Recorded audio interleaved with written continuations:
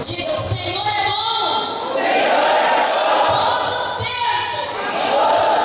Em todo tempo. Ele é bom. Só Ele é assim. Amém, queridos? Ai, que bom estar aqui. Que bom. Estou feliz de estar aqui. Foi uma bênção a vida do pastor lá, pastor Brito, né?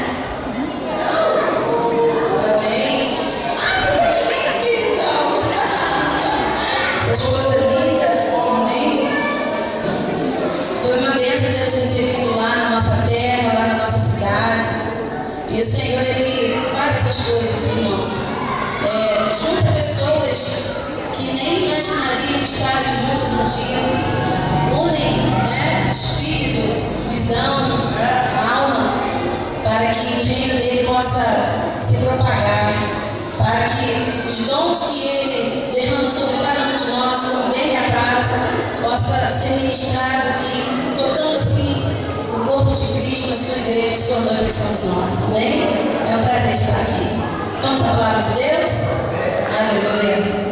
Abre sua Bíblia aí em Mateus. O Senhor é bom. Te amo, Jesus.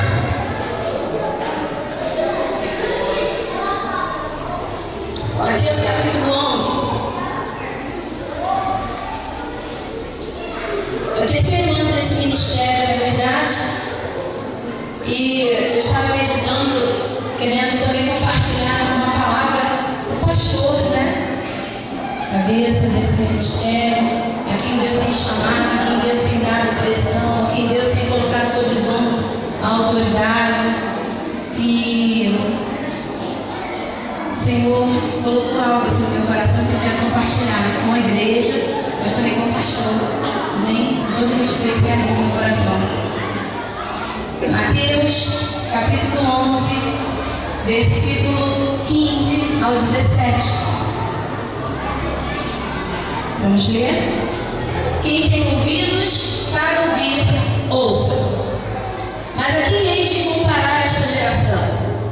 É semelhante a meninos que sentados nas praças gritam aos companheiros: nós vos tocamos flauta e não dançaste, entoamos lamentações e não pranteaste. Pois veio João, que não comia nem bebia, e dizia: tem demônio. Espírito Santo, sobre a sua palavra, sobre a sua liderança, Espírito Santo, debaixo do teu governo, eu coloco a minha vida, Senhor. Que a tua palavra flua sem detença, que o povo seja abençoado, em nome de Cristo Jesus. Pode tomar o seu lugar, querido? Amém. É bom esses períodos de festa porque a gente pode parar, né? A gente pode parar por um determinado tempo, a gente pode fazer avaliações, ou, quem sabe, reavaliar algumas. Essas festas que nós fazemos, os aniversários das nossas igrejas, eles têm um significado muito grande, mas também é esse momento que a gente pode parar e refletir tudo que tem acontecido, como nós temos andado, como a igreja tem avançado, né? O que Deus tem feito, como nós temos correspondido ao que Deus tem feito por nós, como nós temos nos posicionado diante de tudo aquilo que Deus tem proposto para nós. Esses momentos são muito bons porque nós podemos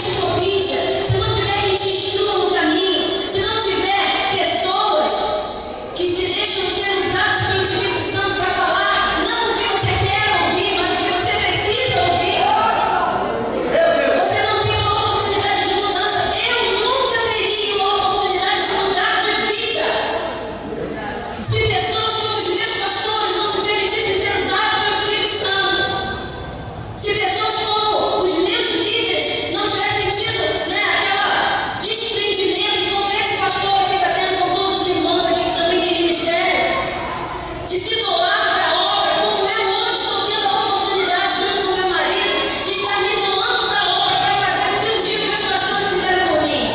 Cuidaram de mim, me ensinaram a palavra, falaram que era certo, o que era errado, me deram puxão de orelha dentro da palavra de Deus.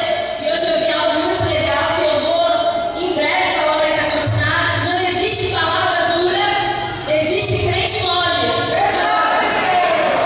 A Bíblia diz que a palavra de Deus é apta para corrigir, ensinar, exortar, instruir em toda a verdade, para que aquele servo seja aperfeiçoado em toda boa obra.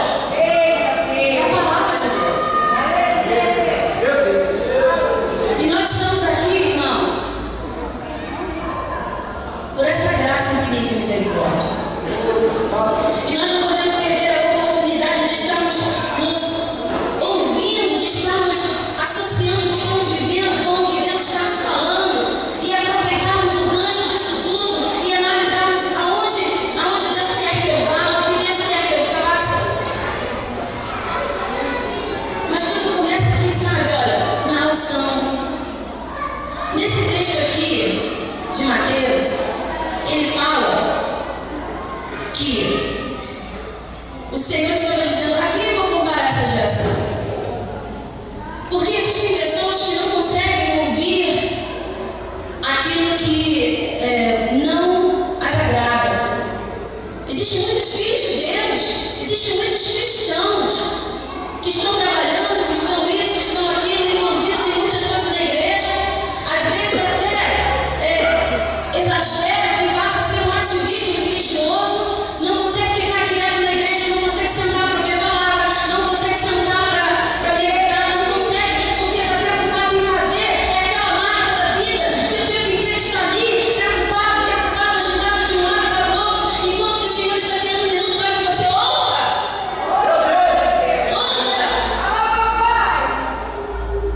Irmãos, se nós não atentarmos para o que o Espírito Santo está nos dizendo, nós nunca vamos conseguir realizar o que ele está nos falando. Se esse pastor aqui não ouvisse a voz do Espírito Santo, essa igreja não estaria aberta. Você está entendendo? Amém. Se o pastor Marcos não ouvisse a voz do Espírito Santo, não existiria o tabernáculo de Deus.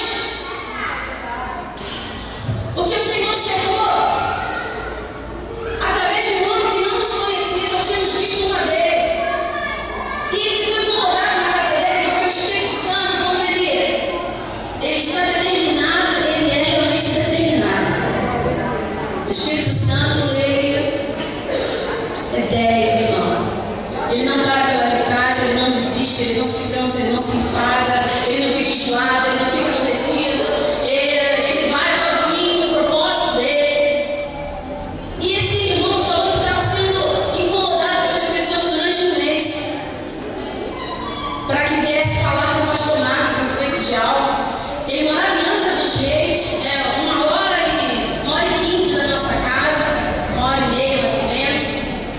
E ele falou assim: tá bom, Espírito Santo, só quer que eu fale com aquele homem, eu vou falar, ele tem algo para ouvir da tua parte, então eu tenho que ir lá dizer.